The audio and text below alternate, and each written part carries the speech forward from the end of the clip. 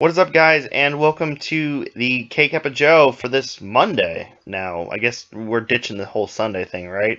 But anyways, so we are celebrating 1 year of the K-Kappa Joe. What's hilarious is Joe isn't even in the call yet, but I'm not alone. Today we have the one, the only, the most consistent, prolific, and entertaining YouTuber to do reviews anymore on the great old YouTube where all this started, Mr. DieCastEmporium. What's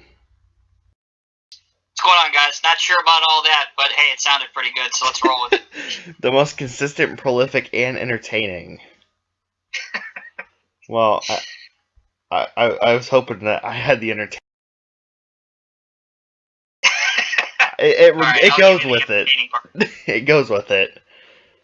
So yeah, so last time we had you on, we were talking about all the new releases from DieCast now, and we actually have models in hand. Yes, we do. And by good, there's some bad, and then we got the ugly. Where shall we start?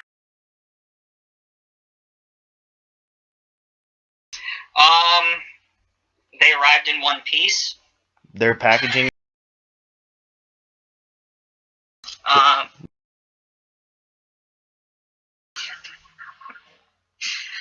The tins are pretty cool. They stack well. Those like, God, what were those little figurine thingies that you could put more of them in, and like they kept getting smaller and smaller? Yeah.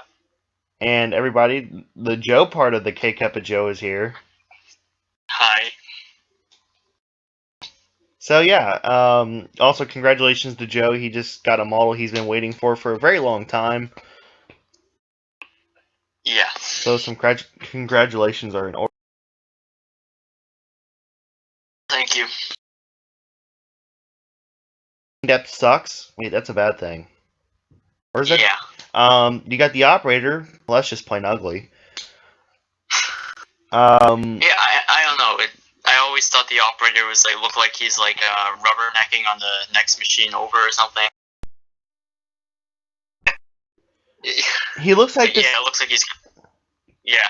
He looks like the standard. Oh. I was gonna say he looks like the standard Grade X guy. Oh boy. So let's just hope that I never accidentally have them come across this episode. Because, well, I mean, we all know it was Caterpillar's idea, so it wasn't DieCast Masters, it was Cat. Well, it's kind of like where the Australian operators, the only thing is missing is bright yellow handrails everywhere. Exactly. And the giant number panels. I feel bad for the guy that they modeled it after, because that guy is, well, small.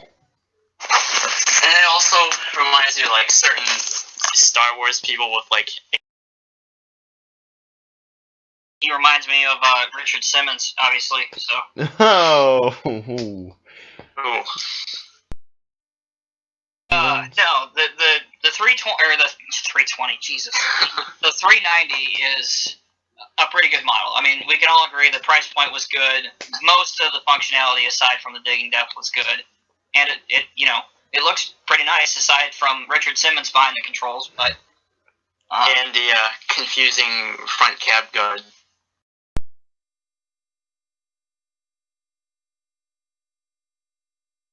Yeah, just the name anyway.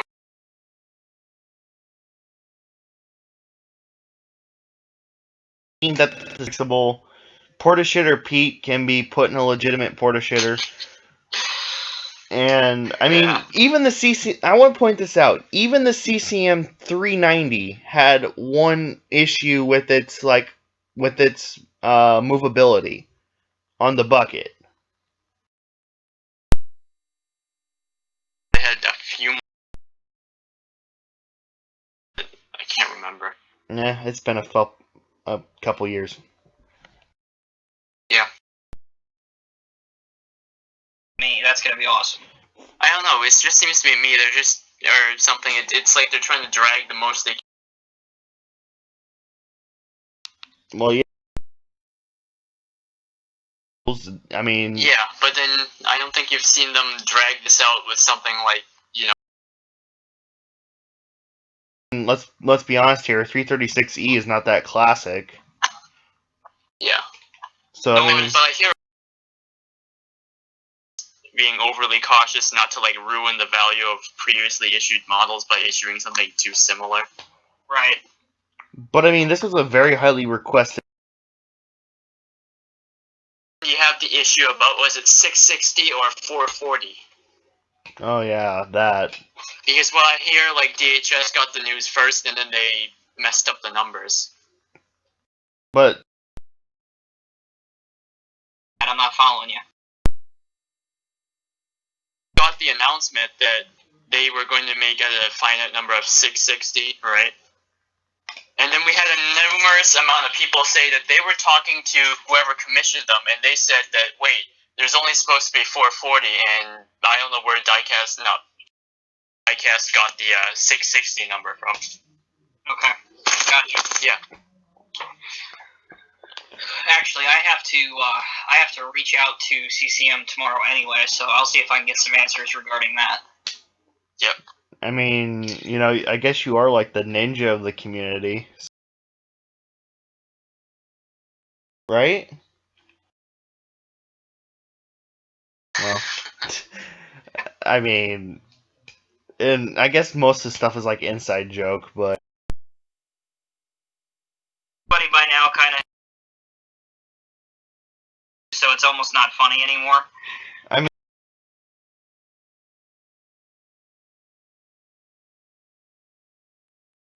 Yeah. I mean, oh my god, don't even remind. And by the way, that's not. But I mean, bad. The 420F. Yes. In. I mean, do you want to start on that, or do you want me to do it? I mean, you can go for it. The laundry list of bad things. 1 to 50 scale dump truck would be, having him look mechanism. The stabilizers don't reach the ground. But near to the NZGs. What else? What else? The NZG back. Really? Like, if it touches the ground. Yeah, I Real was just saying the same Pac-Man thing, Joe. But the 416C doesn't. And Yeah, the original 416 Pac-Man definitely touches the ground. It's a great model. Yeah. Let's see here. Even and you can turn the seat. Exactly. Let's see here. Another thing. Even with the extend-a-hoe on the back boom, you cannot load a dump truck with the backhoe. The stabilizer pads, like you could on the Northcott. Our Mitchell excavating hand is so thick.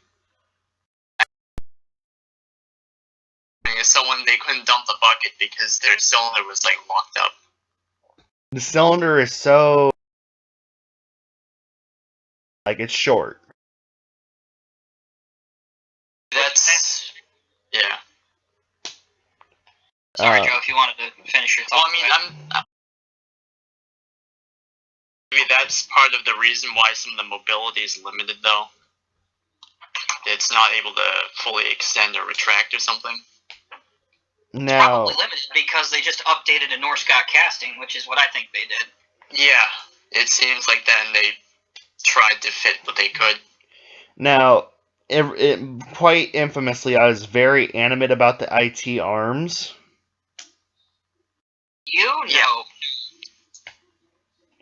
I mean, it was pretty well documented because it seemed like every show that I did from that time period, it was me ranting about them not doing, please don't do the fucking IT arms. But, I mean, whatever. Send your hate mail to the marketing department. I mean, Yeah. I can put it like this. They improved it a little bit. Yes, it cannot load a dump truck, but neither could the 420E or D. But they at least made the buckets smaller, and the IT arms do curl back a little bit better. And if you build like a ramp and a diorama or something, I mean, it would be better. But you shouldn't have to do that for a $77 backhoe. Is my point. Exactly. I mean, Kevin and I were talking about this just before we started the show, but price point, for me, is one of the biggest things I take into account when I'm reviewing a model. And if you're paying $77 for a backhoe model that has, you better have everything that's gonna work. Right, and I'm gonna throw this out, which is gonna probably detract anybody who's listening from getting one. The frickin' Ertl backhoes have better functionality than these new DieCast Masters ones do, and that's just sad. I think I can hear everyone running the other way. The only difference between Ertl models and these DieCast Masters ones is the fact that Ertl ones do not have actual stabilizer cylinders. But they do touch the ground by measure of full disclosure. Because there's nothing to support them, first off. Exactly. I mean, it looks... I mean, the looks are good on it. I mean, I wish it had hydraulic lines, first off, but, this isn't Motor Art or something like Universal Hobbies where, hey, let's sacrifice die-cast and make it plastic but put lots of hydro lines. Or previous not Universal Hobbies, Motor Art models with high prices with poor excuse for engines, cough, squish spiders. Oh yeah, that dozer. $100 dozer with rubber tracks and spider webs as engines. Yeah, the rubber tracks looked worse than old Ertl or Siku models. Wow. They didn't even have the right, they had, the old infamous track bend in them. Now, I will say this. The 420E, as much as I fucking hate that model, it cost $50. Well, at least before all the price increases and stuff. I remember it being $49.99 on 3,000 toys, plus $7.95 shipping. I remember that, and yes, the 420E does suck, but, upside down linkage. This sucks. Exactly. So there's not many improvements. Yeah. As far as I'm concerned, I mean, to be fair, the only real, how am I going to say this? Of the first generation releases of DieCast Masters, whether they be the Core Classics or the Highline series, in my opinion, of the 11 models that I got in my first batch the only one that I felt was worth the price was the 390. The rest of them, I think, are just a little bit over. A little bit over, yeah. I mean, the skill stuff is close, but, I mean, 2025 would have been better. Right, like always, the North Scout ones were, but then they always tried to, price them higher than the $25 mark, though, since in the recent years. But, I mean, I guess they tried to keep the price as close as possible with the inclusion of the metal box and the operator and the various updates.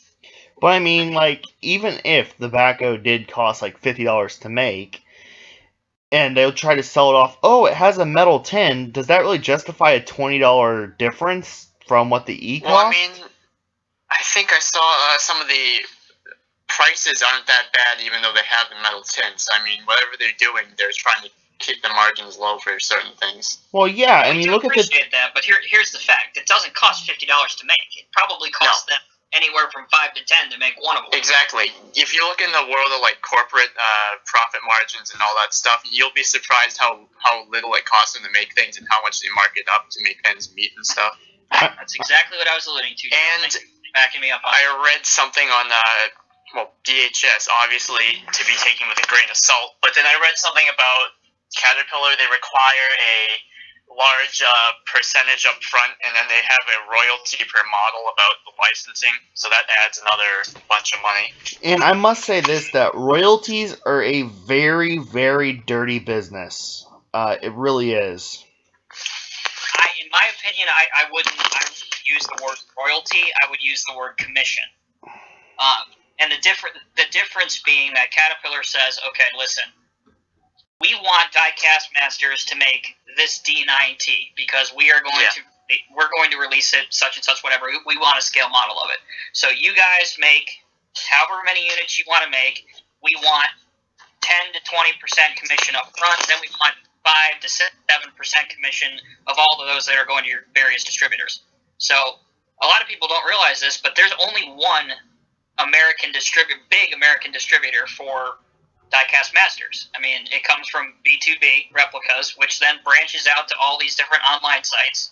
Right. So it's not as simple as everybody thinks it is. Yeah. Now, but then that brings us to how DHS was supposed to distribute the Tonkin replicas models and how everyone got them before they did. Yeah. That was a disaster. Sort of. Yeah. I mean, speaking of DHS and the Tonkin thing, that's probably a good segue for the CT680s. I mean, what do you guys think about that? It's going to be a mess. I'm going to tell you this. I've owned one Tonkin truck, and I did not like it. Yeah, I mean, probably not a good comparison, but I mean, the 153rd W900, I mean, it has all the nice little details, like opening battery boxes and stuff, and even details inside the cab, but I don't know, just the fit and finish of all the parts doesn't seem quite right, and the front axle seems like messed up, like, you know, an annoying person down the street's tuned Honda Civic or something. Wow.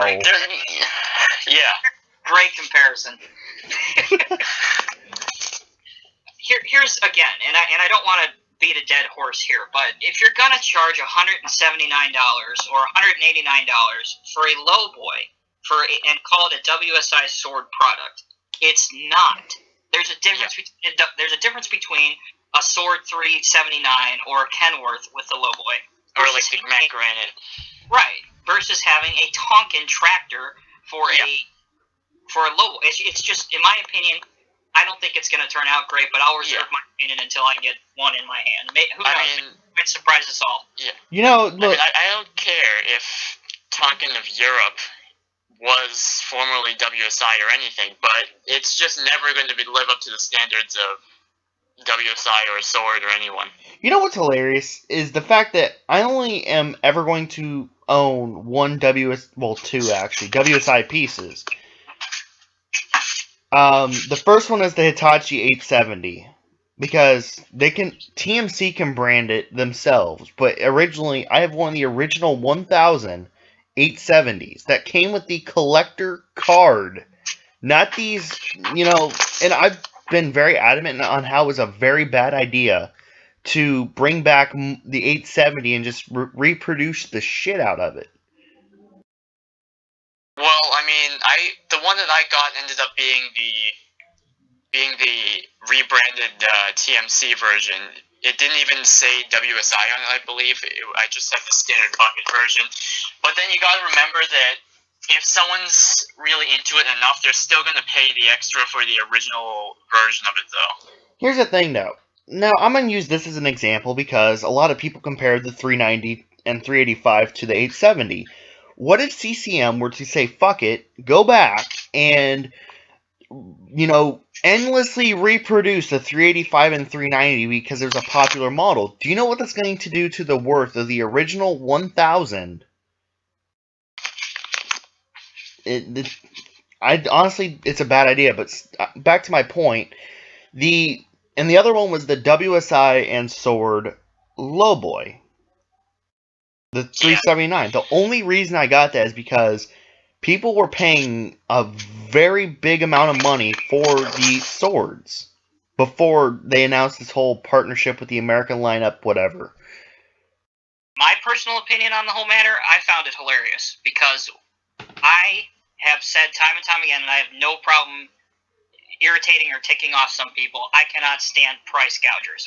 There's a difference between running a business, okay, and being a price gouger.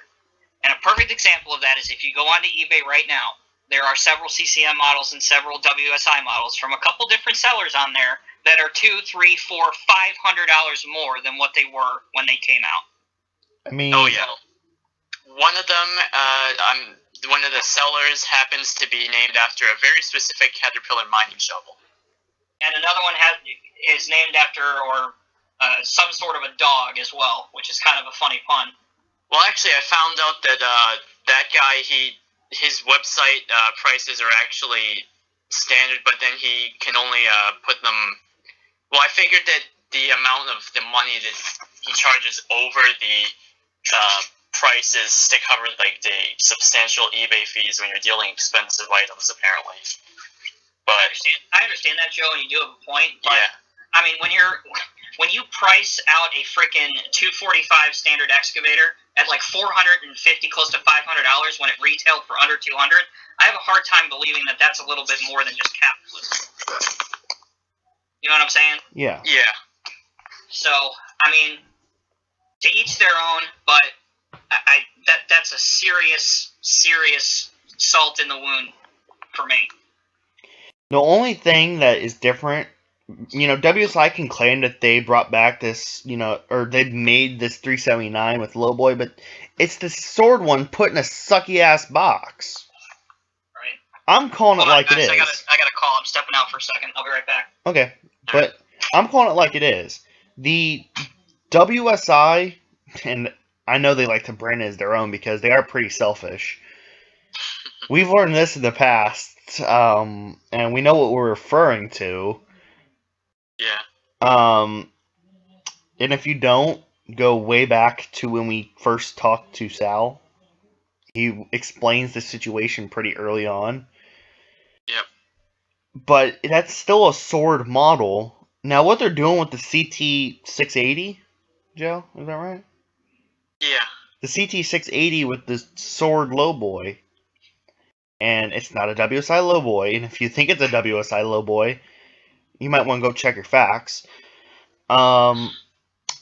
It's horrific. That's like mixing a Norscot model with a CCM model. It's just not right. Yeah, I mean, Tonkin, they never really did a real high-end heavy equipment model. They tried to with like the gold-plated stuff, but that just doesn't cut it. Let me put it like this. Tonkin was trying to be friends with the collector. Yeah, then they just cut everyone off. It was like 2 months in. It was it's difficult to be friends with the collector, but yet do business with the collector. Yeah. And let me put it like this. Once everyone started saying bad things about the build quality, they just closed that door. And they said at the end of last year that they felt like their time making heavy equipment models was a failure. Yeah. They felt like failures, and I can honestly say that they have nothing to be ashamed of because, and I can say this with all due honesty and all due respect towards them, that they did a decent job. For somebody to come out of the 153rd truck market and all of a sudden get the biggest heavy equipment manufacturer in the world, undoubtedly, you can go look up the statistics, and make models for them, that's not something that, every manufacturer gets to do. And then, on top of that, beat Norscot by a long shot. And then have, models like the 568 so highly requested. Yep. The 568 is an instant classic, not because it was the perfect model. It had its flaws. But because it's something that we've never... especially the early run. Yeah. But something that we had never seen before with a road builder, and especially with the thumb. They got nothing to be ashamed of because, they said that their statement early on was to produce the world's finest scale models. And they put that on every box. Were they the world's finest scale models? Not by a long shot. But they still did a decent job. They still did better than Norscot. Yep. And their only competitor in the market, it was Norscot because they really, it's like a game of what would be a good one here? Uh, It's pretty much like hunting, essentially. If you're a wolf, okay. you gotta fight for food, and that's Interesting way to put it. essentially what it was. They were fighting Norscott. Yep.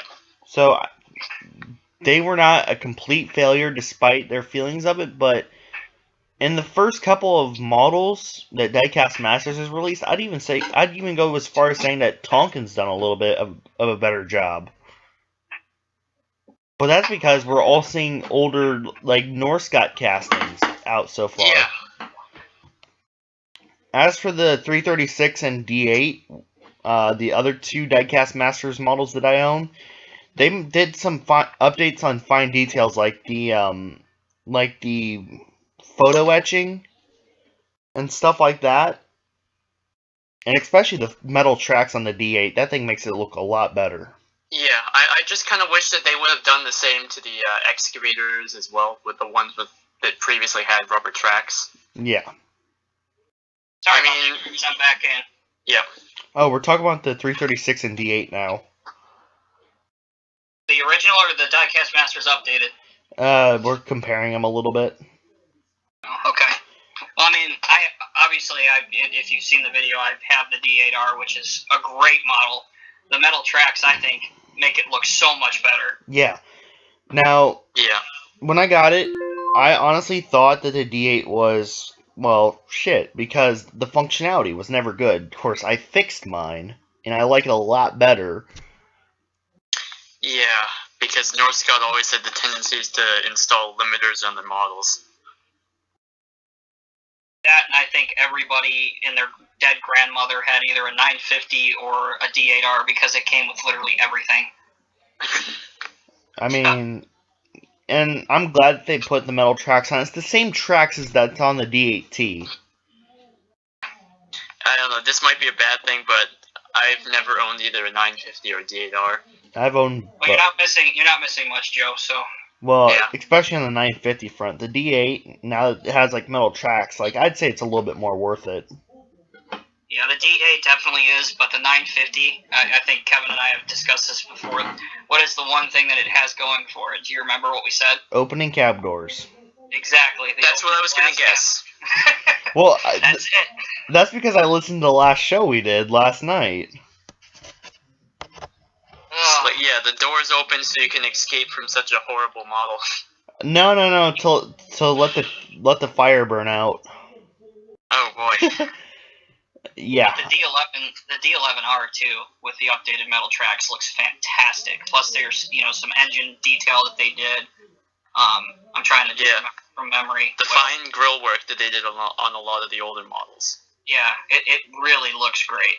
I mean, I'm thinking about getting the D11R this week.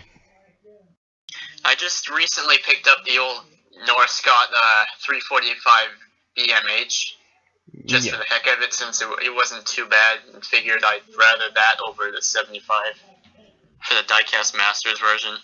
Yeah, I'm sorry, Joe, I missed half that. Did you get the tracked one or the wheeled one? The tracked one. Tracked one, okay. Yeah. Yeah, and in the process of opening box, there were dead things in the box. Unfortunately, the previous owner took out all the dreaded twist ties. Now, let me put it this way. You were way. disappointed when you figured out that the magnet was not, in fact, a magnet.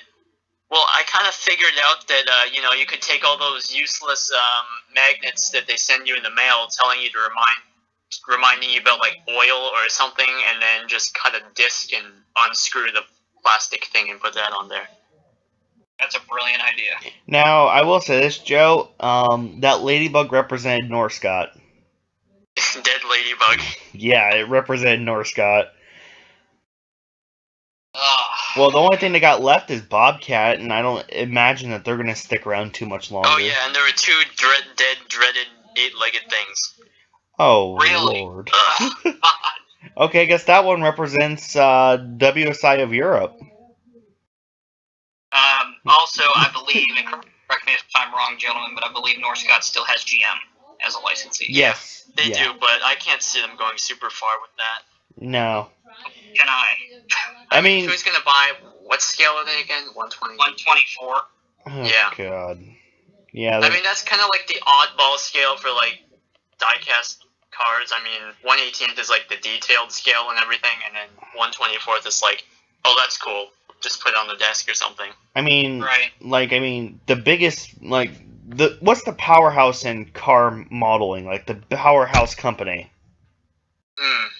I'd say Greenlight.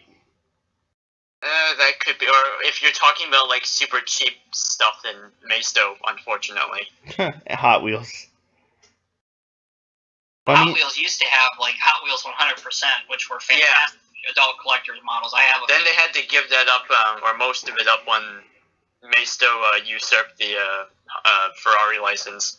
Yep. I would say probably. I mean, God, what is the company's name? I can't even remember. Which one? That's what I'm saying. I can't remember for high end street cars in diecast. It's not Greenlight. It's not. Well, Johnny I mean, Lightning. what was it? Highway 61 used to be a DCP product. I don't know if they put anything out anymore. They were pretty decent. I mean, oh well. the only thing that I have that is like Greenlight, like, because I collect 143rd Spark stuff, and that stuff is not cheap. No, and I have several 143rd Spark F1 stuff, and it's awesome looking, but it's expensive. Hey, Tommy, next time you're in Indianapolis, I know a great hobby shop that, like, the dude is willing to cut, like, good deals, and he has a bunch of F1 stuff. We're talking, like, mini champs and Spark F1 stuff for, like, $30. Seriously? Yeah. I guess I'm gonna have to take some time off and head over to Indianapolis. Hell, man, it's only 2 miles up for me, and dude, he cut me a deal for, like, a Porsche RS Spyder 143rd, not to go off topic, guys.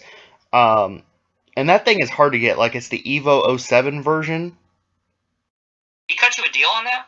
On a Mini Champs RS Spyder? Wow. He sold it to me for $25, and then threw in a Spark Spiker Squadron Le Mans 08 car for free. Wow. Like, this dude. I'm just at a loss right now. I'm like, huh? Yeah. So this dude's willing to cut deals, and like he's got so much F1 stuff. Are we talking like older stuff or current stuff? I mean, he's got stuff from like 2000 and he has a lot of 08 stuff, and he's got some newer stuff too. Okay.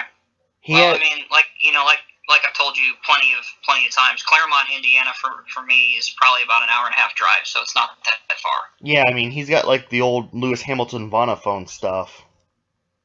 Sweet. Yeah, so. Back when McLaren was actually winning. Yeah. Anyway, back on construction. Yeah, I was just getting a bunch of question marks there. But I mean, Auto World was the name I was thinking of. Oh, Auto World. Oh, speaking they of just that, recently got back into like 164th a couple of years, like a year or two ago. And I was actually gonna mention something that the only like 164th diecast I collect is like the IndyCar, which is kind of explainable because I live near IMS. Right. And I actually have an Auto World and Greenlight Indy cars, and Auto World, their casting itself is more detailed. It's just that Greenlight, they look better, and the decals in the Auto World are just crap. Because Greenlight actually lost the IndyCar license in 2014, and then gained it back in 15. So you were breaking up really bad. So who has it now? Greenlight? Yeah, Greenlight got it back. All right. So anyway, back onto the construction stuff. Joe, I wanted to ask you, when you watched, I'm assuming you watched my unboxing video of the 11 models, correct? Yeah. What do you think about the 793 and the ridiculous 1 to 125? Oh man, I saw the thing and I'm like, wait, is that like a micro machine? That's literally like my first thoughts. I'm like, it's tiny. You know. I mean, I feel like they just basically retooled parts from the 772 and 187 scale, because that's how I thought it looked like next to the D9. You know what? I should do some comparison pictures tomorrow, because actually the 793 it's pretty big. It's substantially bigger than the 772. It just looks kind of small though. So yeah. No, and I can see where you're coming from, but I'm wondering if there's a company out there called Viking, and they make a Right. Volvo loader. I think it's a 350. L350, yeah. Yeah, I was considering getting that and pairing it up with the 793 to see how it looks. I mean, I have a Komatsu W800 kit sitting around. I never built one since I have built one already. Not sure if you'd wanted to build another one of those dreaded Kibri kits or something. Yeah, those are fun. Said sarcastic. Now, Yeah, this one is in a weird white color, and it has like little BB pellets for weights inside it. Huh. Yeah, because they don't want them blowing over as the breeze blows through the room in the train layout, I guess. But yeah, I've seen the L350. It looks pretty interesting. But Well, it looked like it was mostly plastic, which is what was holding. Yeah, it is. So I don't know if I'll get one. It might look a little funky with a 966 loading 793 though. Or 972K. That's the one I got. oh yeah. Honestly, I've never been into the grand scheme of 187 scale stuff, but you know. Is it with the 320 DL? Huh? Stick it with the 320 DL. Oh. Sorry, I'm just laughing over here picturing that. Hey, Tommy, you should post a picture of the 390 loading that little 1 to 125th thing. Is that a 1 to 50 scale 390? Yeah. Yeah, just have the bucket bearing down, threatening to crush it. Okay, I'm taking notes. All right. Yeah, it's like, okay, who brought the shrink ray to work? What'd you say, Pipsqueak? Oh god. Excuse me.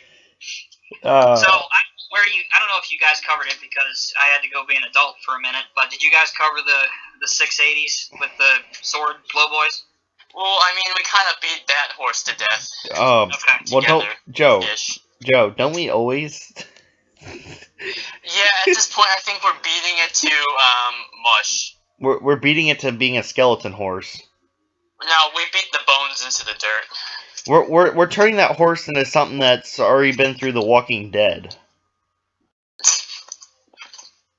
I had to make that reference. The horse is going to be dust right now. So. Here's a huge underlying question that I have yet to get an answer from anybody from is, okay, so the vocational program, for those of you that are listening to this that don't know, Caterpillar has discontinued their vocational or on-highway truck program. Yep. So in doing that, DieCast Masters had to cancel their 681 products that they were going to make. However, the Tonkin replicas, who had previously lost their Caterpillar license, somehow is still able to produce those, and I don't understand the connection there. I don't know. I mean, didn't you say that they were like, you had a source saying that they were already on the water, and then all of a sudden they have this limited run as well? Yeah, I mean, the source said they're on the water. They should be here in, the first couple weeks of March. Here we are, March 20th, and they're not here. I haven't gotten a phone call. Well, I mean... or did Cat just tell them to drop the container in the middle of the Pacific? Hey, I'm gonna go scuba diving. Get this. I'm gonna go scuba diving if they just dropped it in the middle of the ocean. Oh, wait. Screw searching out 680s. I will say this, though. I don't know what to say about this. I think there's some connection going on here between the WSI stuff. Yeah. There has to be. I don't know. I mean, it doesn't make any sense to me. How can a product that's already been made be discontinued, yet a program that was announced after the fact that the vocational program was closed down was greenlit? Yeah. I'm lost. Oh, and I hate to bring this one up, but where's those 555s? Oh yeah. The ones that people have been asking about for do you know how many messages that and I don't know about you, Joe, but how many messages that we've gotten about the 555? A lot. Maybe the ship that's in charge of carrying those in the CT-680s has gone through the Bermuda Triangle. It's a I kind of feel that way right now. So let me throw this scenario out and let me hear what you guys think. This is probably the most likely scenario that I can rationalize. So what if Sword / DHS, Chuck, whatever you want to call it, what if they bought the rights from Tonkin to the 680s and then somehow bypassed the Caterpillar approval process? I mean, they've kind of handled OEMs before. I mean, they were the ones that sort of were the middleman to the Great All models in the 90s. Oh yeah, when they were Heinum? What? When they were Heinum? Hiram, whatever. Yeah. Yeah. Hiram Construction. And yeah, I remember that. Not firsthand, but I remember, Hiram Construction Company, that was them. Yep, that's what DHS used to be. And so they were not the ones that produced the Great All models, but they had their name on it. Yeah. So believe it or not, do we even want to relate this situation to the F-350 project? oh boy. Ooh, Yeah. One of those. Yep, I knew that was going to come up eventually. Well, I mean, and what was it, the F-350, yeah, and the F-250, I can't remember at this point. It's been so long since they announced it. My point exactly. And as well as the so-awaited Beam trailer. Yeah, well, let's put it this way. Ever since TWH went out of business, Sword has been sort of sluggish. Yeah, because they used to share certain production runs for models, I believe. Yeah, I think that's... I heard something very similar to that, so I think that's... I mean, you could see models like the Grove Yard Boss and the Shuttle Lift versions. They were both issued by either Sword and TWH, but they were both made in the same facility, I believe, under different paint schemes and boxes. Yeah. So it has, because I don't know, I'm not bringing this up to start a conversation. I really don't know, but has the Beam trailer project officially received a release date yet?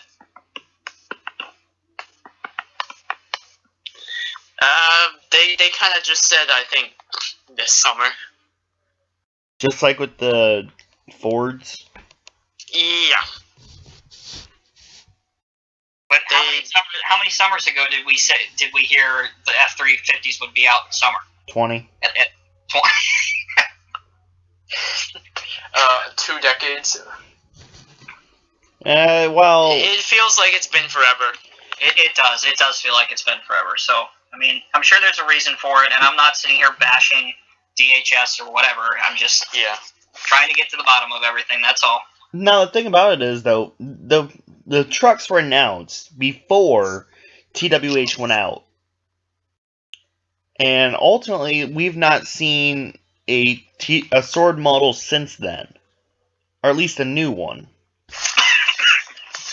Yeah, I mean, they basically, I think not to sound too cynical-ish about this, but I kind of feel that they had the agreement with WSI as like a slight distraction for people. Yeah. That's interesting. That's an interesting point.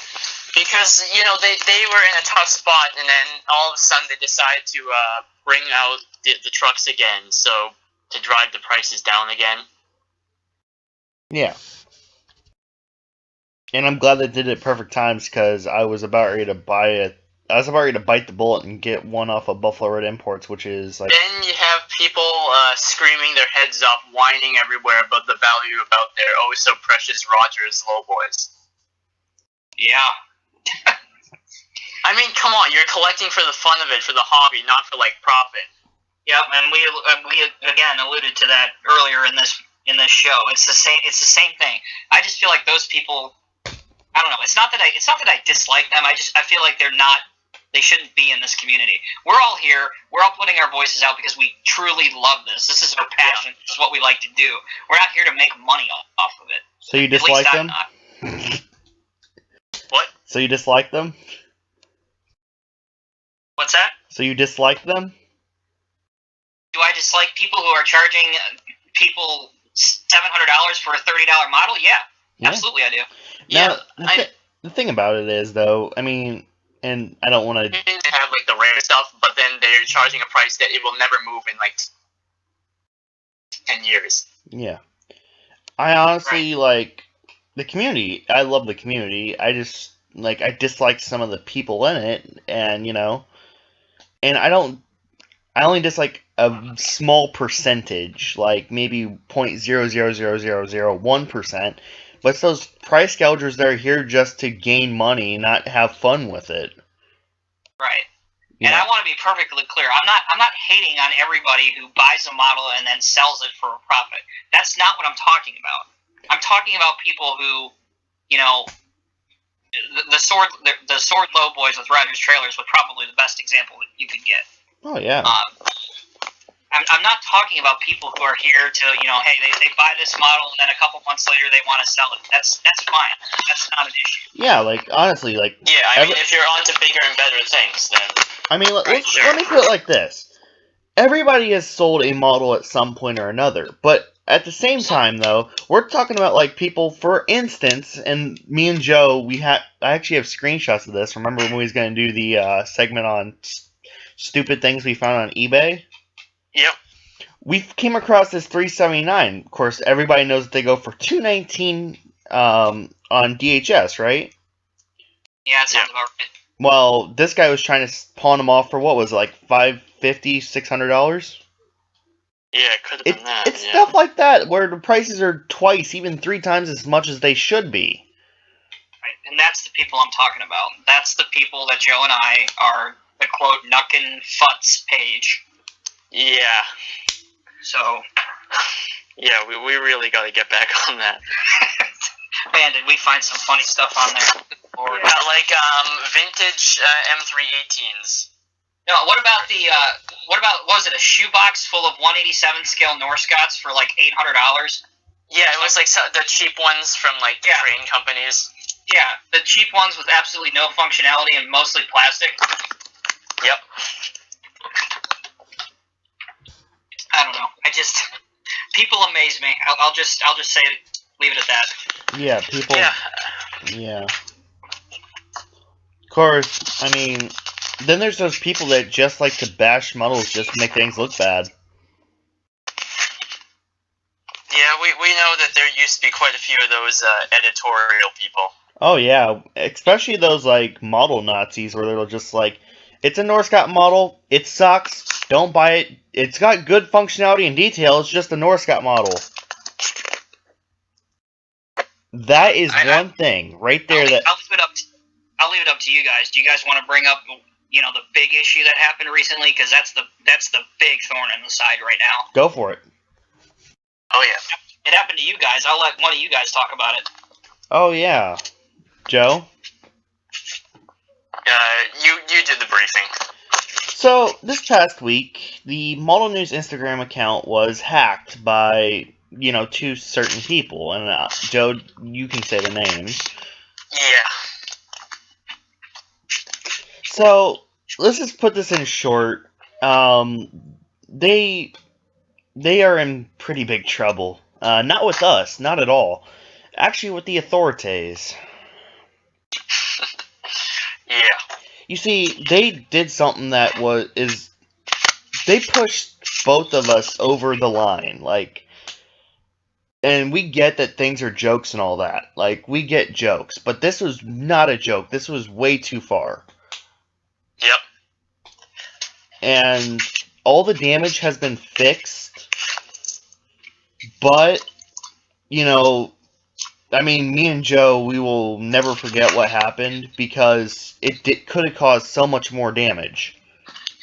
Definitely. And it did cause some damage. But not as much as, you know, what it could have. Yeah, it was stopped, but a lot of worse things could have happened. And, and to the person who did it, they thought it was a joke. Of course, and there's those people in the community that think that everything is a joke when it's not. Like, honestly, there's a fine line. Yeah, there certainly is a fine line, because back, and I can make a little comparison here, like back in the day, we're talking like 2011-ish, pre-2011, 2012, maybe, where people could make jokes, but they weren't like over-the-line jokes. And over-the-line jokes were few and far between, but nowadays, people keep pushing that line. It's where, like, there's so much bullshit going on because kids think that it, like, and that's what, and I'm not, like, saying, like, all kids, but people are acting like kids. Like, 8-year-old little fucking brats that really don't have a notice of the line of good and bad. Yeah, and they'll just take that line and, like, walk all over it, dance all over it. So, and I will come out and just write and say it was Cole Carpenter and Riley Shanks. They can get all pissed off and throw a whiny fit about it, but you know what? It's the truth. They made their bed and they're gonna fucking lay in it. Because they don't. And first off, I don't even know why Cole is even still like bothering us, because he fucking left. He sold everything and fucking left.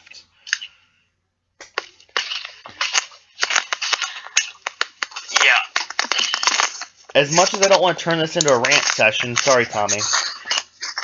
No, it's completely warranted, in my opinion, and I was going to follow up whenever you guys had your due diligence.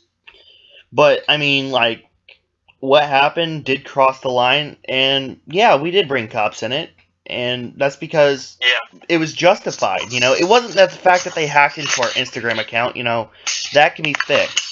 But what they said to the people that follow us, what they did to the people, that's what warranted it. That's what really crossed the line. I mean, the Instagram... We just could not have that. The Instagram account, that's replaceable. That's always replaceable, because it's a social media account. But the things that they said to the people, that's what crossed the line. Yeah, they said a lot of degrading, defaming things to people. And, that is something that we can't stand for.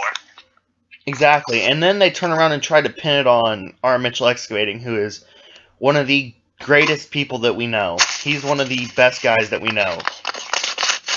Especially in the world of backhoes. Yeah. And, I mean, and 321s. Yeah. And, they also try to pin it on Anthony Lucibello. And I have a lot of respect for Ant. He is arguably one of the best vintage equipment photographers out there, because he spends a lot of time looking for it. And he also tried to pin it on John Gibson. And I've noted, me and John, we've had our differences, but I know better. And to know that John did not do it. Yeah, I mean, I had people talk to me about that, and they said that what happened was extremely low. And, there's an extent, there's a line, and then they totally went over and went totally into the illegal part. Yeah, and, I mean, John is a great guy. Yeah. Me and him have had our differences, but I've known him for a very long time. And I respect the hell out of them guys, and I know for a fact that they wouldn't do that. Now, the reason Riley did it is because he's a former Model News member. Infamously, we're the ones who got his name out there. Nobody knew who Riley Shanks was or M&M Earth Movers before we brought him on our show back in 2012. He was fired because he expected all this stuff handed to him on a silver fucking platter. He wanted to hold everybody hostage so he could get what he wanted. And that was not going to happen. I'm sorry, Kevin, go ahead. I just want to say that wasn't going to happen, and it's still not going to happen. We're just not going to let anything like that happen. and I totally 100% back you guys up. I mean, I knew about it the second it happened. I was in contact with you guys. I think that anybody who feels they need to resort to that kind of, for lack of a better term, cyberbullying has a bigger, more deep-rooted issue than just Instagram bullying. But for me personally, it's a whole different ballgame with me. I'm associated with companies who I represent. My name is everything. So if people are going to be disrespectful or cussing or doing whatever on any of my social media sites, they are immediately blocked and the comment removed.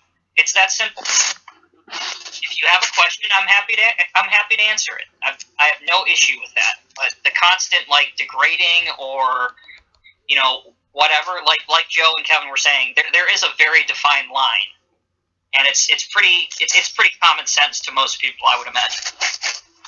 Yeah, and the fact that they're just trying to blame it on, 3 very great guys, makes it even worse. And the fact that Riley said that he was belittling himself to talk to us, I mean... Yeah, he tried to take himself out of everything, saying nothing was his fault. When there was messages to prove it. Yep. And I mean, he said that he was belittling himself to talk to us when... the only thing that he's done in the community was cause BS. Well, I mean, it's hard to lie about things like that when you send messages to someone explaining exactly how you got into the account and how you regained control of it. So gentlemen, let me just say this. Okay, so there's a lot of people who watch these videos and follow us on Instagram, and there's widely held ideas of what I do for a living. The truth is, I am in law enforcement, and I've seen things like this firsthand. So to whoever is listening, whether it be young, old, if you attempt to cyberbully somebody, it is a big, big deal. We're talking not misdemeanors, we're talking felonies. So let this be your deterrent to not do any of that BS, and just be mature. We're here as guys who share the same interest in the hobby. We can all be... we can all be mutually cool with each other. I mean, it really, we shouldn't even have to cross this bridge. It's preposterous in my mind. You've been warned. And yeah, exactly. Don't do it, because you can be prosecuted. I have seen it firsthand, and you can ruin your life over a stupid comment. So. And what's funny is that they are still calling my home phone at night, ridiculous times at night, 1:30 in the morning. You could that's probably harassment. Yeah, that's harassment. That's bullying. I mean, there's a mantra of things and charges that could be brought up on you. Oh yeah, the cop that was here, he listed 10 things. And because cyberbullying is now, like animal abuse, it's actually fallen into a federal crime now. It's a much bigger deal than it was, 6-7 months ago. So. Yeah. So, Riley, Cole, you guys can go have your little Skype call and fume about how your dirty little deed is now in front of everybody, but honestly, you guys fucking made your own bed, you can fucking lay in it, I don't even care. Yeah, so anyway, your dirty little deed wasn't so cheap. And honestly, nowadays, I'm kind of sick of what things have been reduced to as a whole. All these little Instagram DMs where people are just sitting there bashing other people behind their back, it's ridiculous. Exactly. For instance, this Benetachi versus diecast construction expert thing, that was just plain stupidity. If someone would have just owned up to things in all these instances, I'm not naming any specific ones, everything would have been solved and no one would have had any hostility. Agreed. I mean, and honestly, thank you, Tommy, for bringing that up, because it needed to be said eventually. No problem. I absolutely agree, and I'm sorry that you guys had to go through that. I mean, I never want to see, as somebody in the law enforcement community, I don't start my day going, okay, I can't wait to go out and ruin some poor kid's life today. It's not the way I think, but it's just. I can't believe kids these days, and even adults these days, the things that they resort to. It's so simple. If you just simply abide by treat other people with respect, and how you would like to be treated. I mean, they're two really simple concepts. It's not that difficult. I mean, exactly. Golden rule right there.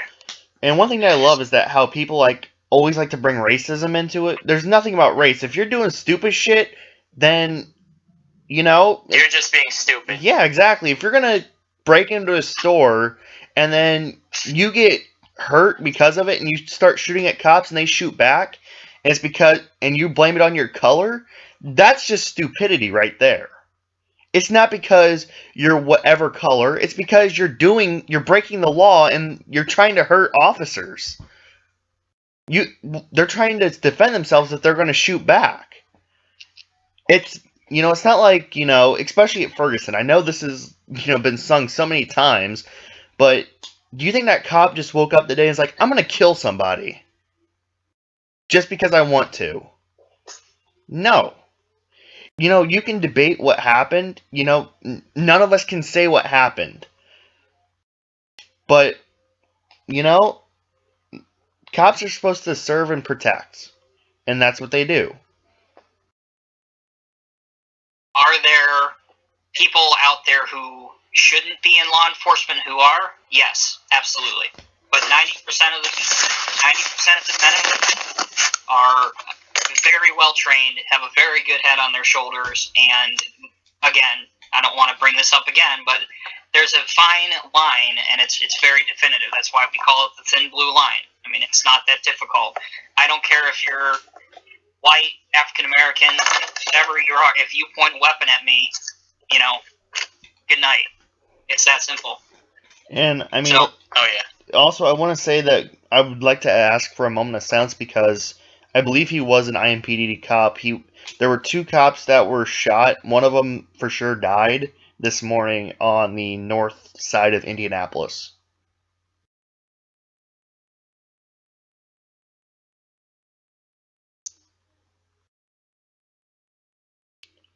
I just want to say to all law enforcement out there, you too, Tommy, that thank you guys for what you do. So, anyway, back onto the models. Yeah, that was like the worst segue ever, but you got to get back on track somehow. You got to get back somehow. But I was wanting to do that moment of silence, though, anyway, towards the end of the show, because I felt it was deserved. Absolutely. But back to models. Yeah. Oh, boy. It's kind of hard to talk about models after all that. It is. Yeah.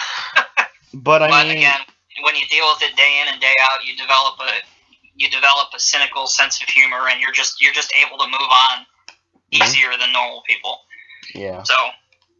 Well, I wouldn't classify me and Joe as normal because we're the first thing from, but we're not in that sense. Nor would I. I mean, I'm definitely not a normal person. Good Lord.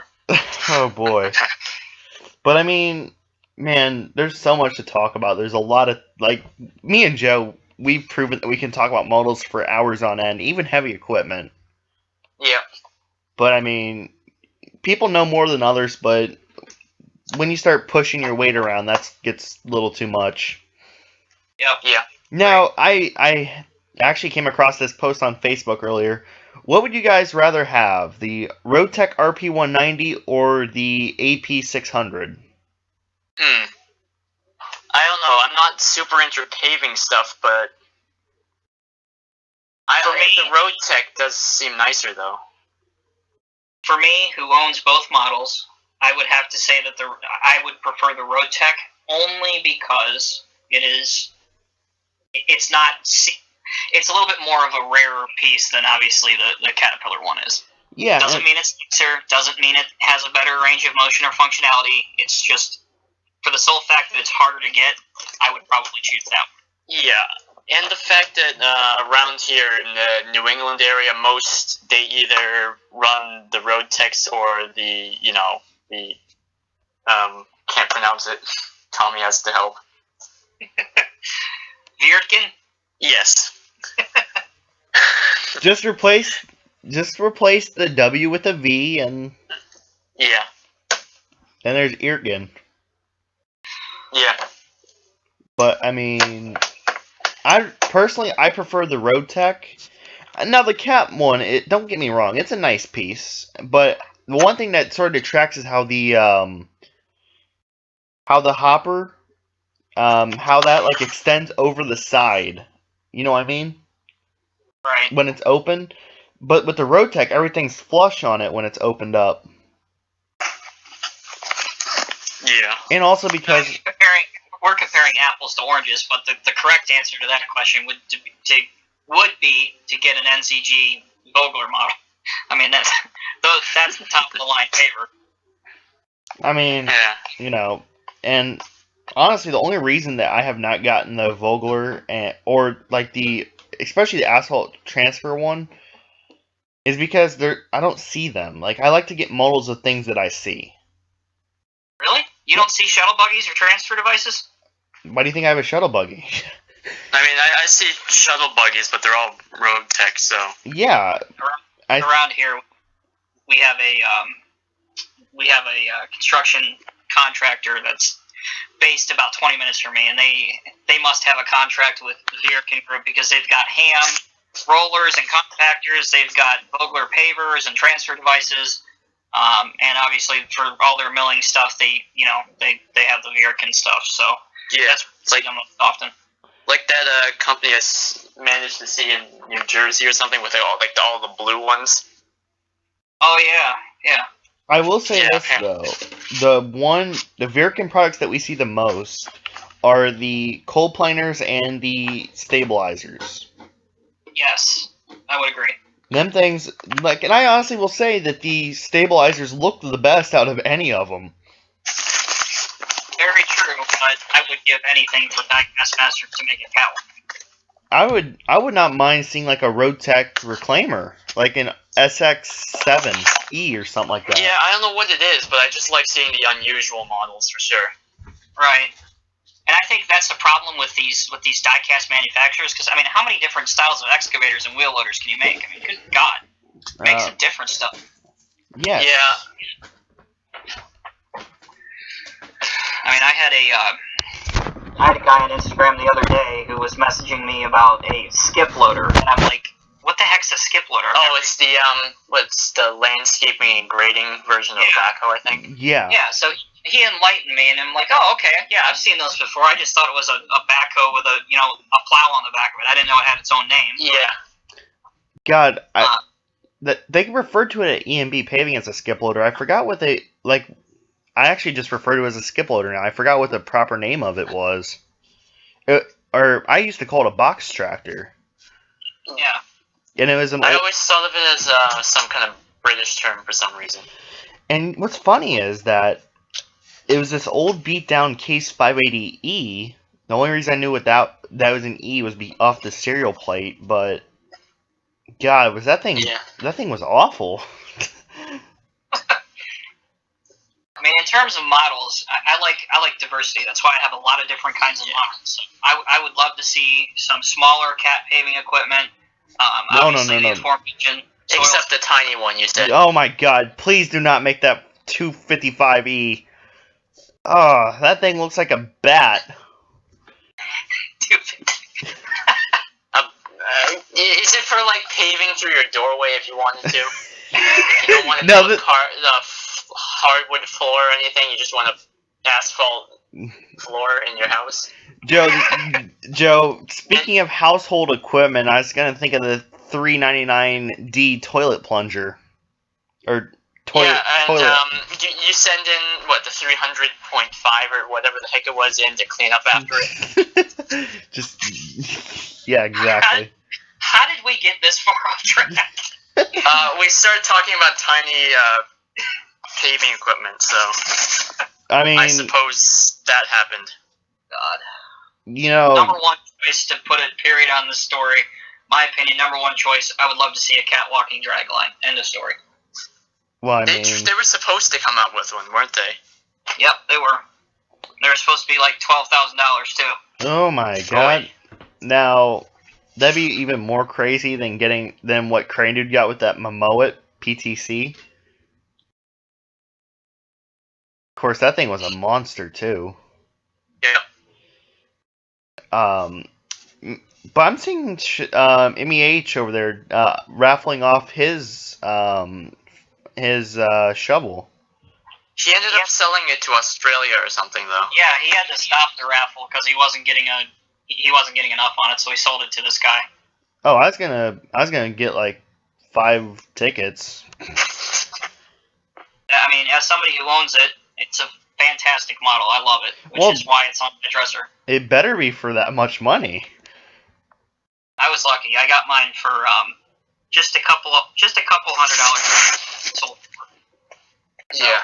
Certainly, I mean, nowhere near what Sean was able to get for his. He made out like a king. I can't see myself getting one of those, but if one day they do a 150th EX 8000 model, I would absolutely flip for it. Well, I mean, look what you did for the 225. Well, I mean, that's not exactly a crazy price, But people had it bid it up to, though. yeah, last week it reached around $800 US, and then I'm like, okay, I'm not going to get this. And then one by one, the high bidders pulled out their bids, and it toppled down to 200 somehow.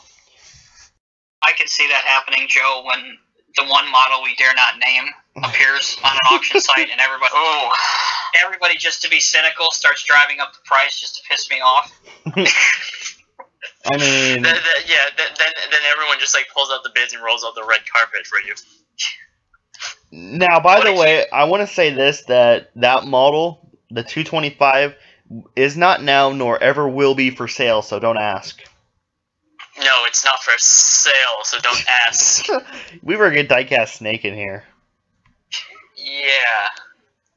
Who is that guy?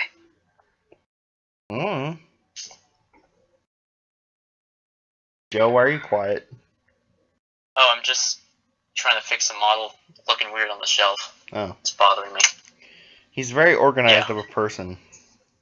Yeah, considering I have way too many models for the amount of shelf space, but how do you think I make feel? Everything fit.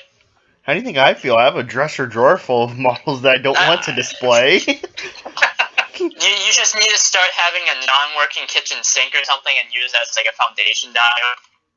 Oh my god. Let me put it like this. Deep digging.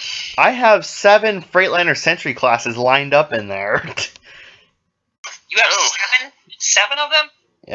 When DiecastModels.co were like giving them things away. It's just like Are they all in the ATS livery or? Unfortunately. It was either ATS or that like Great Lakes Power or something. I believe there's a Snyder one too. Yeah. I mean, I got plenty of those cement trucks while I was at it. Yeah, I mean, I try and get a cement truck to go with my overly large cement pump, but I never really got into that. The thing about it is, though, the cement mixer, I don't even know why it was valued at $220 because it's mostly plastic. Well, I mean, the value is almost gone on them now, so anyway. Just like they're always on sale for like $55. Yeah. Well, I mean, look at the Oshkosh, you know. $25 plow. Oh my god! And I remember this one dude. He's just like, this model is worth so much money. It's so great. I'm like, there you go for $25. Explain to me how it's worth so much again. Yeah, I mean, there were people that bought them up in mass when they were $25, and then months later tried to sell them for full retail. Oh yeah, well, I mean, I took advantage of the extension kit for $25, and I actually did not turn around and sell it. I painted it. I mean, I heard some people were able to sell it for like at least $50, but yeah, but I'm glad the extension kit went on sale because I needed that for my 4100. And it looks great in my living room. Like, literally, that's the one model my parents allow me to keep in my living room. Yeah. I mean, unfortunately, like, I had to buy a second jib kit because some little 7-year-old little bastard knocked it over. Oh, boy. With a football. At least you're not like an unnamed person who swung their 4100 tower into a ceiling fan. AKA the original... Whoa. AKA the last owner of Model Chat. What were you going to say there, Tommy? I'm just said whoa in disbelief. Like I thought you were joking. No, we're not No, joking. they sheared off like the winch drum and like the rain of crane sections and He had so much boom section on it. I just remember him saying in a Skype call, "My boom, my boom." Then he said in all caps, "My boom," when you accidentally squished it. No, I did that on purpose just to piss him off. Oh, really? Yeah, I mean, oh my god. Another reason you gave me is that in the middle of the night the boom section fell and squashed itself. So I'm like, huh. Okay. Well, the truth be told, but that was still great, though. I just remember him screaming in a Skype call, "My boom, my boom, my boom is falling and it can't get up." If that was on video, it would show up in so many like fail videos. It'd probably win $10,000 on America's Funniest Home Videos. Just boom raining down everywhere. It just edit in like some kids screaming extremely loud. Or the goat. Oh my god. Or there's a video of a cat that doesn't want to take a bath and it's just screaming no over and over again. Somehow this reminds me of like funny police chases. I don't know if anybody else just randomly looks up on YouTube funny police chases. I don't know, but hold on, guys. I got the perfect thing they could have put in there for the crane thing. At the end of it, they should have just had the guy that said, "Got him." That was. Oh my god. It's just like coming out of the ceiling fan. I think it's like the spinning center of the ceiling fan is that guy's face. I think Reed said that there is still a section stuck up there. Like stuck on the fan blade. And what happens when the shattered boom sections from a triangle? X-Files. Yeah. Alright, so sort of getting off track again. Blame me. As always. Yeah. So we're talking about models that for some reason are so overpriced and hard to get. Joe, what in the world is the deal with the Ertl Hitachi 450s? Why are they so sought after and so expensive? Well, I mean, you can see that going up with the Deere 450 too, but in the beginning, no one really saw them as the super popular model. But I mean, in the beginning, you had it at $30 versus what was that at the time, 75 or 80 for a 330 or a 336. And it just made sense for people to go for like a 50-ton excavator for like $30 with metal tracks and all that stuff. And so then when there I was was first Gold getting Rush. into this, yeah, I was going to get to that. And that when I was getting into this, it was basically the utilitarian excavator that everybody had and had a bunch of attachments for, whether they bought them or built them. But then, they didn't really sell out until, let's just say, Gold Rush happened. Yeah, and by Gold Rush we mean Jax Hoffman's EX400 that, people want models of, but the closest thing was the 450. Yeah. And I mean, no one was going to go out and modify a 1/40th scale EX200, which is quite hard to find, into a 400. So most collectors at the time, they just decided, we'll just go with a 450. Right. And also, when you said that, everybody, they were great for customizing, I mean, Sal had a fucking fleet of them.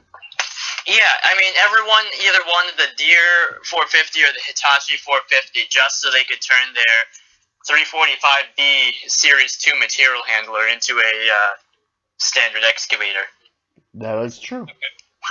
And people would just buy them as a cheap source of metal tracks, since you get a whole parts model versus just Conrad tracks that you need a couple sets to complete a single model with. Yeah. I appreciate you clearing that up, because like I said, I've been around this for a while, but mostly I focus on Caterpillar, so it wasn't until really I got on the social media sites a couple of years ago that I really learned about it, and I just could not rationalize in my head why an Ertl model was so popular and going for so much money. It just... Yeah, doesn't that bring to mind the meme that we created last summer? Oh, God, what was that? Tommy making memes? We went on a meme praise, but I'll send it to you, Tom. Okay. Let's see. And Kev. Yeah, it has to do with 450s. Well, anyways, there was something about like a falling out between Hitachi and Ertl somewhere along the way. Yeah, because I think Hitachi was really displeased about how Ertl was handling the license and just repainting the models. And because you had this whole thing going on, starting with the EH700 and the 200, the original Hitachi Zaxxas 200. Okay. And the 450 was really the last model they made. And they had the forestry line planned as well, but then you had Hitachi. This is, say, anywhere from 2005 until, let's say, 2009 almost. But behind the scenes, Hitachi in Japan and in Europe, they themselves were actually having their own models commissioned for their VIP customers, dealers, and like the higher up people. yeah. So then I think there was a realization that they wanted something more, something better to represent themselves rather than a lackluster Ertl model, so to speak, with giant unpainted rivets. Yeah. And they didn't want something that was just a repainted John Deere model. And Joe knows this better than anybody because I sold it to him, but my first Hitachi model I had was a 1 to 32nd scale excavator. And as somebody who didn't really care about that scale at the time, and I know how much Joe wanted, I'm like, here you go, dude. You can have it. Yeah. Wait a minute, was that the Ross one? The Ross Agritech Zaxxas 210. Wait, I think I have the 200 though. No, they only did a 210, I think. Then I have it. Yeah, but the Ross Agritech Hitachi 210. Yeah. You still have that, Joe? Yep. I wouldn't sell anything. I think people would be like, "Oh my God, the famous Diecast Mania touched it." I don't know how about that, but I just got the message. Okay, now I remember. Oh God. I have a feeling that some of the things that you do would get Tommy in trouble. It's just Joe. This one's actually pretty clean. Yeah. This one. Mm-hmm. Like I would actually endanger someone's career. Joe. Alright, so anyway, just to wrap up, because I gotta get off here soon, guys. Alright. I've got what do I have coming in? I don't even remember. That's pathetic. I've got a Open ROPS cat compactor coming in. Oh, the 563? No, the asphalt one. Oh. The double drum compactor. Oh, the cat? Yeah, the XW534 or something. Oh, CB534. Good model. Yeah, something. Wait, do you have the new version or the old? I'm getting the newer one in. I have currently the older one. Yeah, and you have the Desert Tan one for you. Yes, and I have the one with the closed cab as well. Yeah. Yeah, I mean, I've always had ideas of just getting those ones just for the heck of it, but then the more I look at it, I'm like, no. They just screwed up all the designations, and that just annoyed me so much. The military ones, you mean? Yes. Yes, it annoyed me as well. Cough, cough, D7R. What was it? The compactor. F, like something, 918F or something. 315, I think it was. 815 or something. 815. Yeah. Oh, yeah, and by the way... It looks nothing like a 824. Let me put it like this. They're two entirely different machines. The compactor, the 815 and the 825 are massively different. Yeah, I mean, the F is obviously, the engine structure looks a lot like F-Series loaders. Yeah, and by the way, the engine housing is way, way longer. Yeah. I mean, all I have to say is I've been on many many a military base in my life, and I have never seen an asphalt compactor. Yeah, it's mostly, I checked their catalog, it's the CBs that demand, like, the majority of the equipment. They have, like, basically every single piece of equipment you could imagine. Yeah. Well, Tommy, everyone else just has basic stuff like dozers, loaders, and excavators, so... Tommy, maybe they want sand compacted down. Make sand roads. Or, Well, play in the sandbox with a roller. that's a great way to find an IED, but we won't go there. I want to know how rollers going to react to that. Yeah. Especially vibrating the sand. Not very well. But I mean, I actually got the CP and CS 563s from your favorite place. They actually and this is the one time that they've actually messed an order up to my knowledge, and they sent me... Well, actually, they didn't mess it up, though. NZG put it in the wrong box. Or whoever they got it from did. They put a Did you call them and get it straightened out, or were you cool with it? No, I got it straightened out, and they were perfectly nice about it. They paid for the return shipping and all that. It's fine.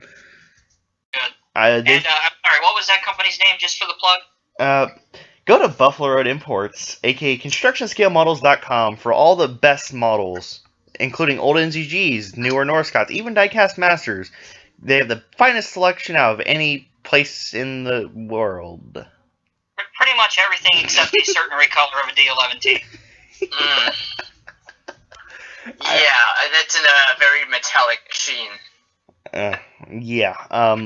But they sent... It was NGG's fault, really, because it wasn't the correct CP, which is the compactor. 560. The right box. Yeah, it was in the right box, but it was a CS 583. Okay, so you wanted essentially you wanted the pad foot, and you got the smooth drum. Yeah, and it was in a larger, it was the larger thing too. Yeah. The larger roller, but they got it, it was the right box and everything, so no fault on them whatsoever. So, but I got it now. Got it straightened out. And personally, I like the compactor and roller. I prefer it over the ham because it just looks better. Yeah. It looks better. I mean, a lot of sites you just see the older compactors. So now of course, then we got to the E series compactors and stuff. When things I never really liked the look of the E series rollers and compactors. I can say this now because it's a moot point. It doesn't mean anything. But one of the calls I had with Tonkin Replicas in Washington was I was begging them make a 150 scale updated compactor. Both a pad foot and a smooth drum. And they're like, oh, it's not a big market. It's not going to sell very well. It's yada yada yada. It's not an excavator. It's not a loader. Yeah. On and on. So. Well, I mean, people did buy their loaders, but after a point, loaders, really. Yeah. There isn't enough of those. 950. 972, 966, 988. 950s, everything. 950 GC. Now, Oh, go ahead. I was just going to say, I'm just glad that when the original catalog came out for DieCast Masters, where they had the 966, the 972, and they just simply badged it with an M instead of a K, I'm glad that project got canceled. Really? Really? Yeah, because they look totally different for an M series versus a K series machine. Yeah. But still, there's more than a new decal there. Exactly.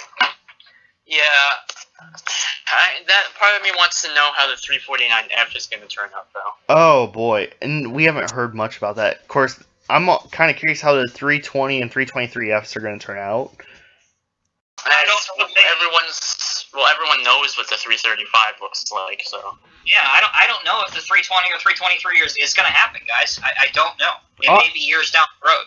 Honestly, though, they can modify the 336E, i.e. get a new engine cover, paint the side box on the right-hand side yellow, and just get new decals, and there you got 336F.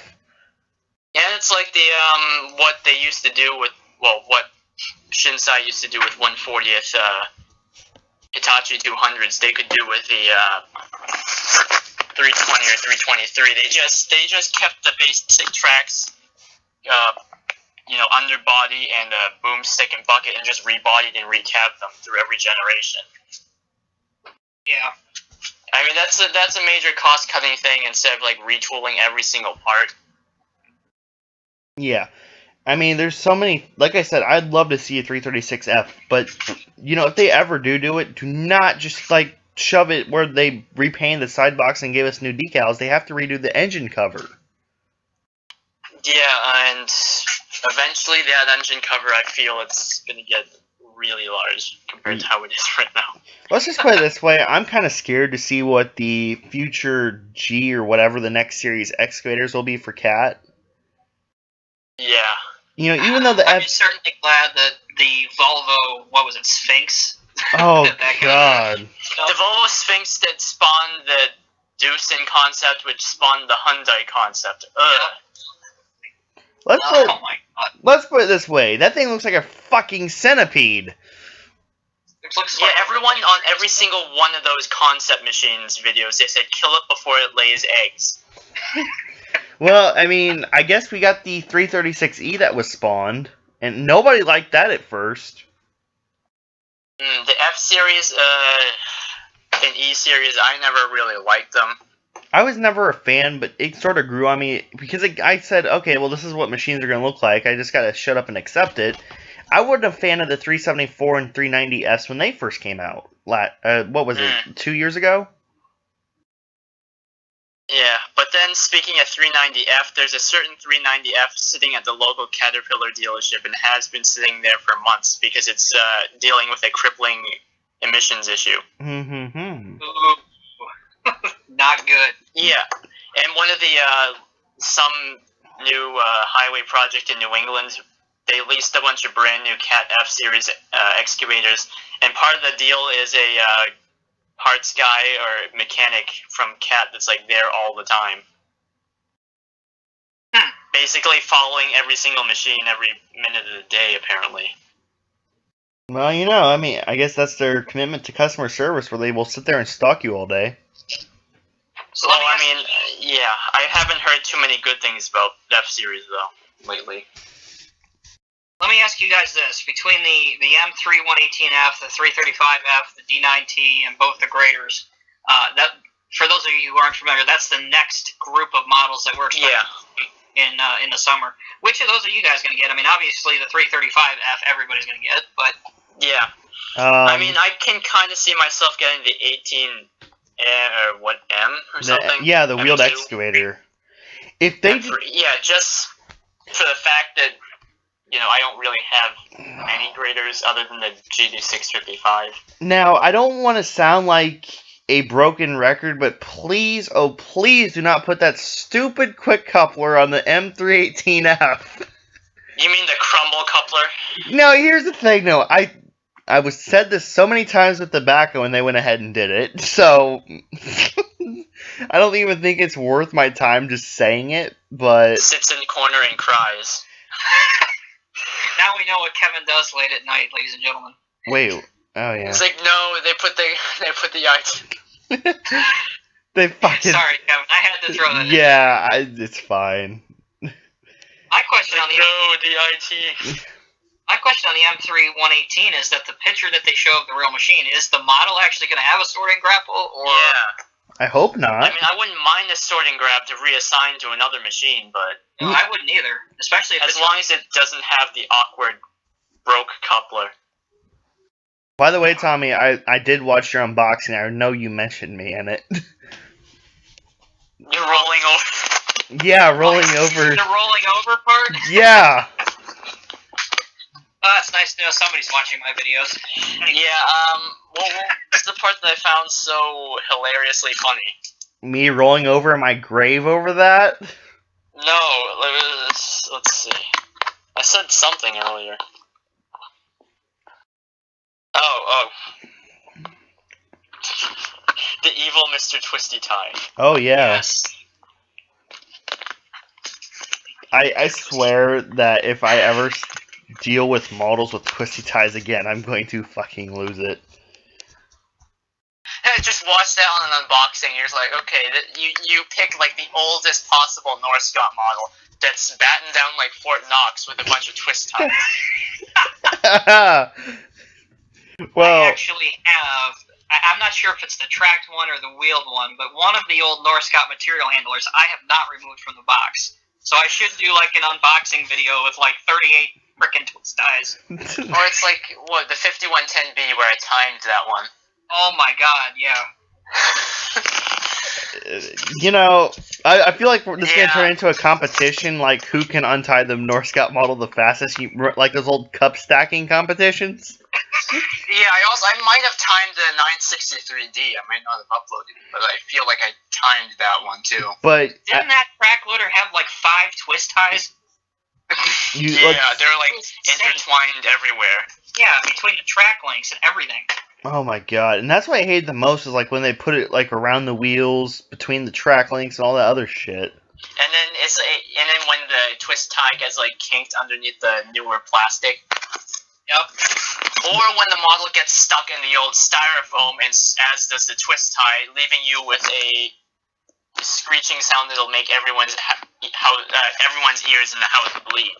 Now, Northcott with their backos, Tommy, you know this, with the 420E especially, like in the later run, that they put them in those, where you just pulled the thing apart. Right. The only thing I did not like about that was the fact that the attachments exploded everywhere when you fucking opened it. And you couldn't put it back in without the attachments always falling out. Exactly. I love this new packaging, though. As much as Cat 330 DL Man doesn't like it, like, he's very adamant about that.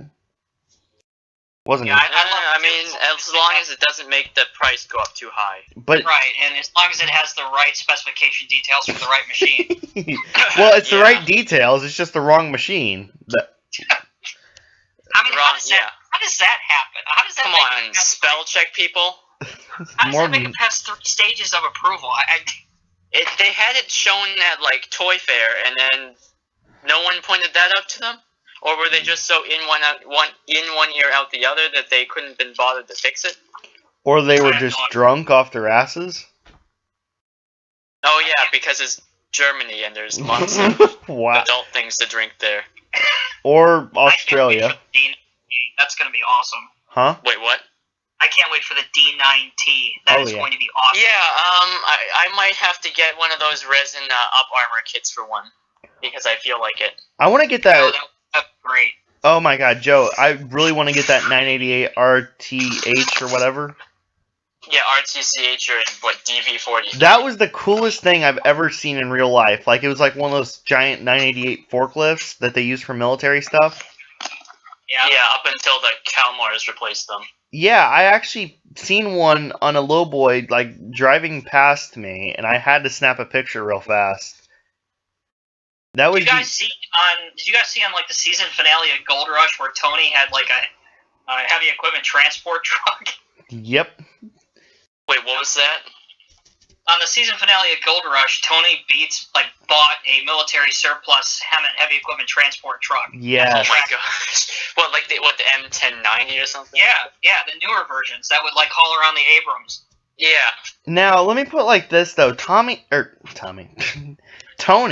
has so much money, like, he's pulling dredges out of his ass at this point. Now let's it's like full disclosure, it's his wife who runs the thing. Yeah, He's they're just like, no, you cannot buy anything. just a little slap on the When he read wrist. The crane, he was like, no, you can't buy this, we're done. No, you cannot buy this. We buy this one, not that one. Wouldn't it No, be what was it? What was it? The Tonyisms, where he's like, when the cat's out of the house, like, the mice start dancing all over the kitchen table. Tony bleeps. Yeah. He's making it happening. Let's put it like this. What was the quote from Minnie at one point? Or wait, it was Tony towards Minnie. It's like, don't try to pull money out of your ass. Your pockets might work better. Yeah. That was the quote of the year.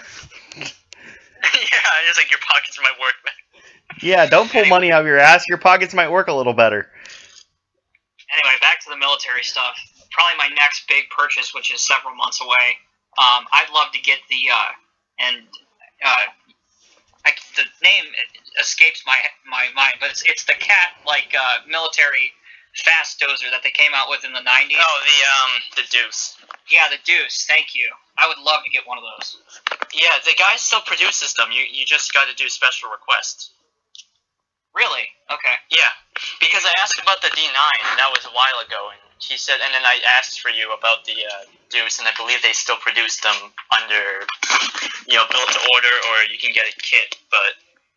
Do me a favor, Joe, and send me the contact information. All right, I think you just contact the Walter Mall guy that manages the Mini Movers group. He'll hook you up with his friend that does the resin stuff. Okay, cool. And I mean, again, the D9, I think we mentioned this before, but the D9T does have GPS pods on top. Yeah. So that's going to be a cool feature. So they're finally doing away with the poles. Thank God. Yeah. Well, I mean, Charlie knows about the 187th Komatsu models. They have the GPS built into various places they're just the tiny little lumps. Yeah. Yeah.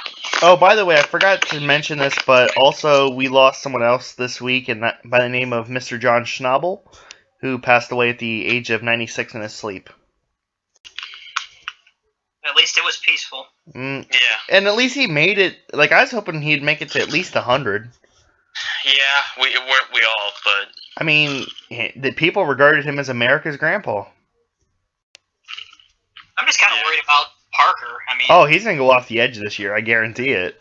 Oh, man. Because how many times has John brought him back to Earth? Yeah, and I mean,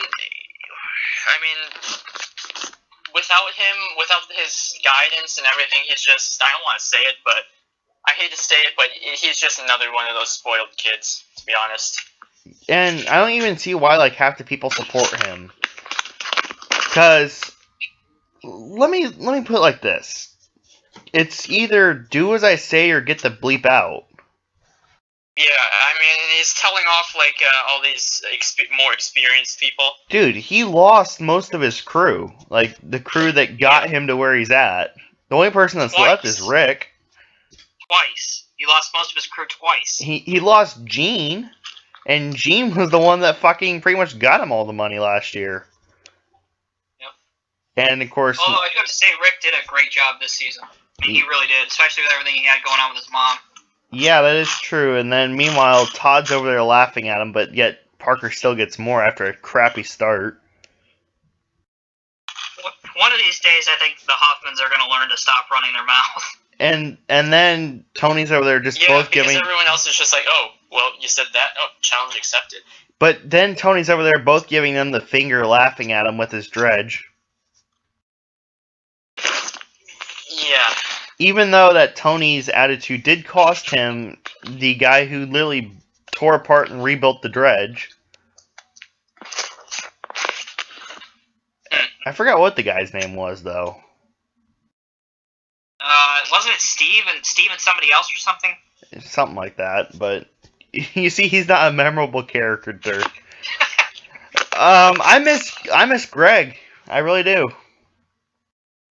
Greg was a good guy. Of course, Chris is still around, which is hilarious. Now, here's one thing I've always wondered about, but never knew about. Whatever happened to Mike Halstead, the pastor who went up there, who was there for like 6 episodes and then just left? Well, I mean, probably had things to see back home. You know. Right.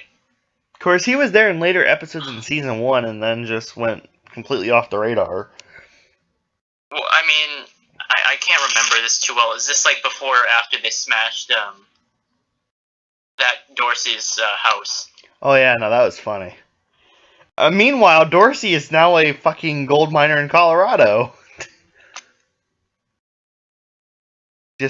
And by the way, I got asked on Twitter last week, whatever happened to Jim Harness? Well, he died. Yeah. Which is sad. Did he have a attack or something? Huh? Didn't he have a heart attack or something? Yeah. I mean, but James, though, he was very valuable in Season 1, and then he got, like, dishonorably discharged, per se, after Season 2. Yeah, he took off with his own interests. And then died. Subsequently, sadly, too. And somehow, Jack is still alive after practically plunging that 400 into the hole. And somehow, Jack is still alive after pretty much, like, trying to be suicidal, like, going into that hole. Yeah. Like, he goes, I'm willing to die to get these guys gold. And it's just like, you're crazy. Yeah, I mean, I don't know about how last season was, no, season before, but, something just seemed weird about the whole 400 thing. Yeah, and seriously, that 400, everybody was, like, touched when that thing came back. But then here's the thing, the death scene of it, basically, you could already see that there were multiple Volvos in the background. They're just ready to charge in. Yeah, and then even though the equipment doesn't come in until later, supposedly. And then all of a sudden, like, now he has a Hitachi 870. 800. Or, well, yeah. But who can tell, because guess what? They have all the logos covered up. Well, I mean, you can, because the 800 was like the generation before. Yeah. Yeah, I find it interesting that they cover up the logos on the Hitachi, but the Volvo and Caterpillar stuff they don't cover up. Well, actually, they don't cover up the stuff on the Caterpillar dozers. Yeah, because Volvo doesn't currently make any dozers. Because we all know that Volvo done fucked up Gold Rush. Well, I mean, I can't see it being very good publicity for Volvo either, when like everything keeps breaking or throwing a track. Mm-hmm. Yeah. Of course, I mean, we learned in Season 1, don't make your own wash plants. Yeah. It's like, oops, where's the gold? Oh, and by the way... Here's the good news. Between the three of us, we'll never fall on our faces harder than Todd Hoffman and Guyana. So. Yeah, everyone was like, that's a horrible idea. It was a horrible idea. And then he was convinced that higher powers would lead him to gold, and then he was convinced that higher powers would lead him to diamonds. And and then Jack kind of like screwed up their plan. Just a little bit when he told was like, oops. Now, how many times has Jack screwed up something? Well, you know. Let's see here. I can think of 10 times in the first episode. Glory, you can screw things up. I can think of a couple occasions on the first episode. What, 400? Yep. Joe? That was the 2. Yeah, I think. Joe, your mic is breaking up really badly. Sorry about that, guys. But, yeah, that Gold Rush thing, of course. What? Of course, what do you think, how do you think Todd's gonna...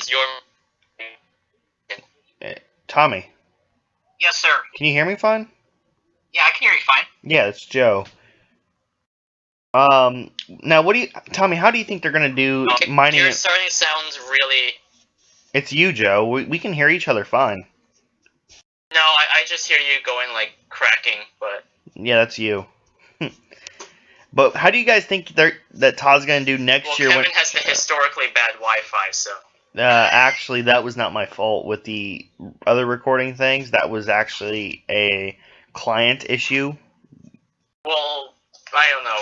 It just, every time, it just seems that way. It never agreed with Windows 10, let me put it like that. But what do you think... How do you think Todd's going to do next year mining in Oregon? What? Yeah, Todd said at the end of the season, they said that Todd's leaving the Klondike for good this time, and he's going to Oregon to mine. Oh, because, like, what, Parker bought his claim or something? I don't think there's anything left. Yeah. Well... I don't know. I think that he might actually do pretty well, but I don't know. Just imagine how he somehow becomes neighbors with Dorsey. Oh, wait, Dorsey's in Colorado. Oh. Well, anyway.